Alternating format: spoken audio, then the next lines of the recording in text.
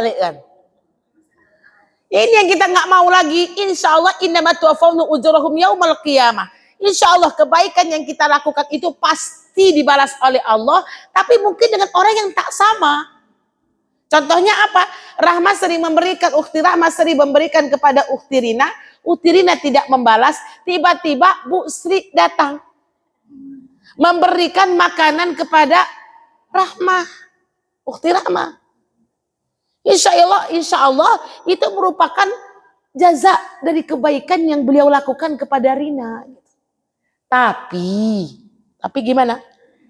Kita maunya kan barter. Awak ngagihnya nyolah ngagih awak kan gitu kata orang Padang. Nah, kan tetap Rahma maunya apa? Rina lah ngasih dia. Kan gitu. Makanya kita nggak usah gitu lagi hari ini. Biar aja. Mau dibalas, mau tidak. Ini matuafuna ujurakum yaumal qiyamah. Kalau kita beramal mengharapkan manusia. Ibu jawab ya. Ini yang banyak-banyak kecewa nih, introspeksi diri lah. Kecewa saya sama ustazah misalnya. Kecewa saya sama ukhti itu. Itu introspeksi itu. Jadi orang kalau dia ngerti dengan ayat ini, insya Allah lanjut aja dia. Nggak usah lihat manusia dalam beramal. Sama kayak di Musas nih, kerjaan tuh udah nggak dibayar. Mana pengurus Musas? Yang ada main perasaan. Ya, jangan tersinggung mah. Benar Rumi bilang. Ya kan? Apa kata Tama misalnya? Tama terus loh. Yang kerja mana sih pengurus yang 12 orang tuh? Tama terus. Innama tuwaffawna ujurahum yaumal qiyamah. Nah gitu ya teman-teman, ngomong aja mudah nih, prakteknya nih. Sulit memang, makanya Allah mengingatkan kita seperti supaya kita tuh beramal tuh lapang. Nggak usah mengharap balas manusia. Gantian lah, kan gitu. Kami udah datang di pengajian Musas datang juga lah di pengajian kami. Kalau untuk kebaikan boleh ya, gitu. Enggak, saya gurau aja nih. Bisa dipahami ya, akhwat? Nah, ini dia, insya Allah. Fokus. Tapi juga hati-hati dengan dosa. Dosa ini umahat, hati-hati. Imbas dosa itu lebih besar dibandingkan dosa yang kita lakukan. Paham? Ibu mencuri uang suami 100.000. Curi kan? Siap-siap 200.000 hilang. Itu namanya imbas. Paham? Ibu menggunjingkan orang 1 orang sekarang. Siap-siap besok ibu diguncingkan orang 2 orang. Itu namanya imbas.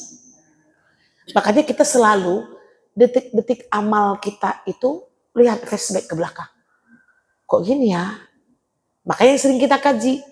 Musibah-musibah yang kita miliki itu. Apakah ujian, azab, atau istijron? Azab itu karena dosa.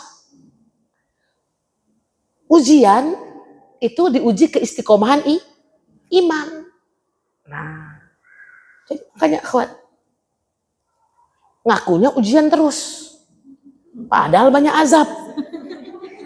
Ya saya ngomong apa ada aja. Nah, iya kan akhwat? Itu harus kita gimana Zah? Harus kita akadkan kepada Allah. Kita dengan Allah aja berdua. Orang lain gak punya makom untuk bilang kita itu dapat azab. Paham Bu? Nanti habis ini kita misalnya teman-teman Musas ada yang masuk rumah sakit misalnya. Kita lihatlah dia ke rumah sakit kan. Sama-sama kita bilang. Ibu udah jawab, dia belum saya jawab. Saling memandang. Kasihan kali sakitnya itu. Saya yakin tuh Bu, azab tuh. Karena dia ngelawan sama orang tuanya. Pasti tuh. Siapa sih pastikan? Dia pula pastikan. Makanya di sini berlaku ana zonni abdili. Di sini berlaku aku sesuai dengan sangkaan hambaku terhadapku. Walaupun dia ngakunya itu azab sama Allah, kita tetap ujiannya Bu Yuni. Semoga Allah gugurkan dosa ibu dengan sakit ini. Amin. Tuh. Loh, iya kan? Tapi di dalam hati kita, ampunkan aku ya Allah. Ini azab. Ampunkan. Kenapa? Kalau azab supaya kita bertaubat dan kembali ke jalan Allah. Ini yang harus kita akui. Cuma cukup kita dengan Allah aja berdua, akhwat. Ampunkan ya Allah. Dia karena melawan sama suami tadi ini. Langsung dikaitkan dengan aktivitas kita setelahnya tuh. Jadi itu yang harus kita ingat. Berpikir-pikir dulu melakukan dosa. Karena imbasnya lebih besar daripada dosa yang ibu lakukan itu. Paham bu? Insyaallah. Sekali lagi, dunia tempat beramal. Kita lanjutkan akhwat yang ketiga. 3 lagi kan? Yang ketiga, apalagi Allah ingatkan di dalam surah Ali Imran ayat 185 ini, faman zuhziha 'anil nar wa udkhilal jannata faqad faz. Yang ketiga, harus kita tanamkan ke dalam diri kita, kapan aku nih sukses? Orang yang sukses adalah ketika Allah menjauhkannya dari neraka dan memasukkannya ke dalam surga. Baru kita boleh bilang, aku loh udah sukses. Alhamdulillah, saya udah sukses nih. Jadi yang harus ada di benak kita, kapan kita sukses? Kalau Allah udah masukkan kita ke dalam surga. Maka sekarang kita di muka bumi ini, akhwat, semuanya kompetisi. Semuanya musabaqah. Nggak ada di antara kita yang bisa mengatakan dia yang paling sukses. Kenapa? Belum. Nanti di akhirat. Cuman mungkin kesuksesan yang dimiliki di dunia ini hanya secuil kesuksesan yang Allah berikan kepada kita di akhirat. Sikit aja dikasih Allah. Baiklah. Kenapa kita ingatkan bu ayat ini?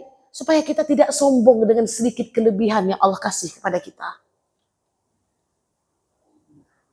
Makanya kita nggak lupa. Belum tentu orang yang sukses di akhirat dia sukses di dunia. Begitu juga sebaliknya. Belum tentu orang yang sukses di dunia nih dia sukses di akhirat. Cuman kita maunya makanya tak pernah lupa baca sapu jagat. Rabbana atina fid dunya hasanah wa fil akhirati hasanah wa qina azabannar. Itulah manusia, enak kali loh kata Allah. Mau dua-duanya kan? Nah, jazakallahu khairan. Ini ummahat yang harus kita perhatikan ya. Jadi ketika kita melihat kesuksesan orang di dunia, kita agak berlapang hati. Agak. Ya, kita manusia biasa loh. Agak berlapang hati, kenapa? Ya Allah. Bukan itu yang kau katakan sukses. Semua kita sekarang sedang musabaqah. Sehingga ketika ada kenikmatan-kenikmatan yang kita jumpai lebih dibandingkan kita lapang. Inilah orang-orang walinya Allah tuh bu. Nggak terlalu pikir dia dengan dunia nih. Makanya di dalam kitab Minhajul Qasidin itu sabar dengan kelebihan namanya zuhud. Sabar dengan kekurangan namanya qanaah. Kenapa? Karena bahasanya orang sukses itu bukan yang seperti itu. Sukses itu nanti kalau Allah masukkan kita ke dalam surga. Mana sulit kita? Sabar dalam kekurangan atau sabar dalam kelebihan? Lebih sulit itu sabar dalam kelebihan. Kalau sabar dalam kekurangan itulah qanaah. Berapa ada segitu kita gunakan dana tuh. Cukup? Cukup. Tapi coba kalau kita dikasih Allah kelebihan. Susah mengerem nafsu. Benar akhwat? Susah mengerem nafsu dan keinginan untuk shopping tuh. Nah, ini kita karena sama-sama perempuan nih, penyakitnya sama. Kan itu. Bisa nggak? Walaupun ini nggak masuk dalam teori ekonomi, dia masuk dalam teori hati. Ya. Teori ekonomi kan semakin tinggi penghasilan, semakin banyak. Enggak, kalau kita orang berilmu enggak begitu bu. Semakin tinggi penghasilannya semakin itu dia tinggi sodakohnya dan dia zuhud. Nah, zuhud itu apa? Nggak glamor. Tuh, dulu uangnya nggak banyak, sepatu 35.000. Sepatu saya 35.000 yang karet-karet. Nah, gitu. Kemudian nanti kalau dia banyak uang bisa nggak sepatunya 35.000? Nah, jujur kan Ibu? Naik lazah jadi 350.000. Jadi yang besar ini bukan biaya hidup akhwat. Yang besar itu ya udah.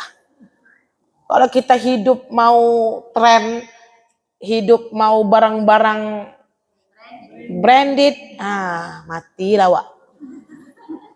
Sodakoh sedikit, akhirnya kan. Makanya kita kalau berteman harus sekufu, kayak gini sekufu nih semuanya. Sederhana. Kita pun bisa membawa diri. Benar? Teman-teman Musas nih kalau pergi pengajian bajunya sederhana. Kita pun ikut sederhana. Ya akhwat ya. Jadi itu yang ketiga yang harus kita ingat. Bahwasanya orang yang sukses itu adalah orang yang ketika Allah sudah memasukkannya ke dalam surga. Sama-sama kita meraih kesuksesan. Yang keempat. Yang keempat apa kata Allah dalam ayat ini? Famal hayatud dunya illa mata'ul ghurur. Apa artinya Bu Daimah? Bahwasanya dunia ini hanyalah kesenangan yang memperdaya. Akhwat, tidak ada satupun ayat Allah yang memuji tentang dunia. Carilah. Pasti semuanya menghinakan dunia. Innad dunya la'ibun walahwun. Tadi kan Antuna semua sudah presentasikan. Nggak ada yang kita dengar bahwasanya dunia ini enak, dunia ini nggak ada kan?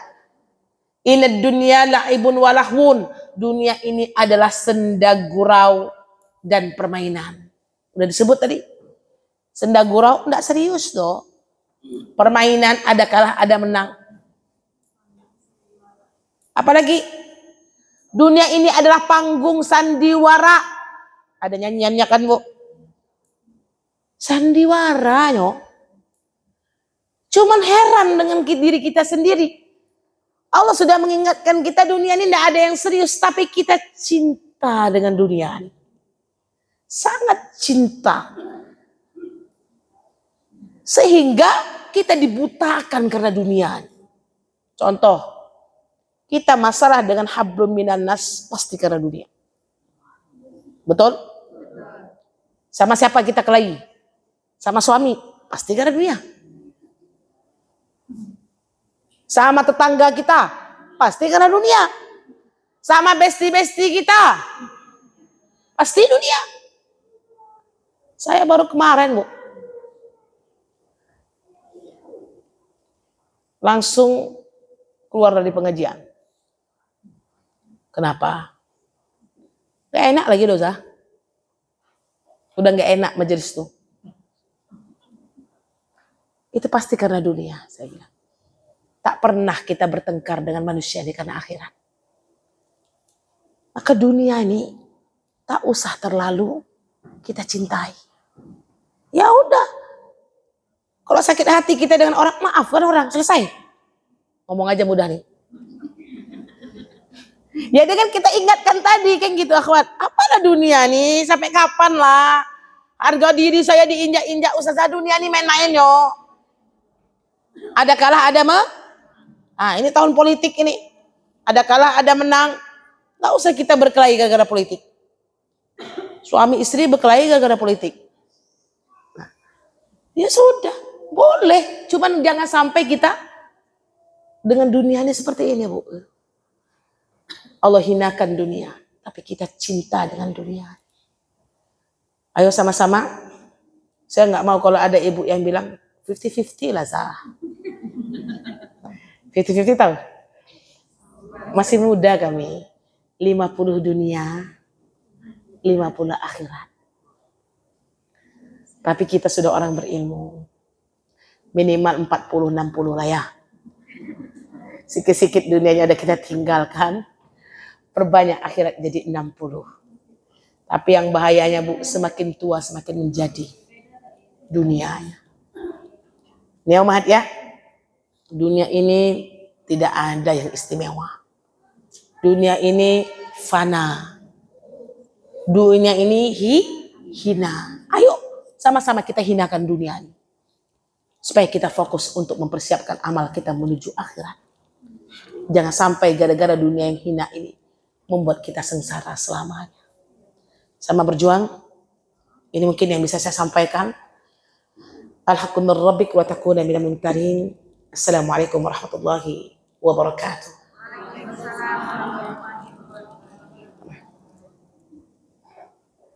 Udah mah? Ini punya kajian di Panang.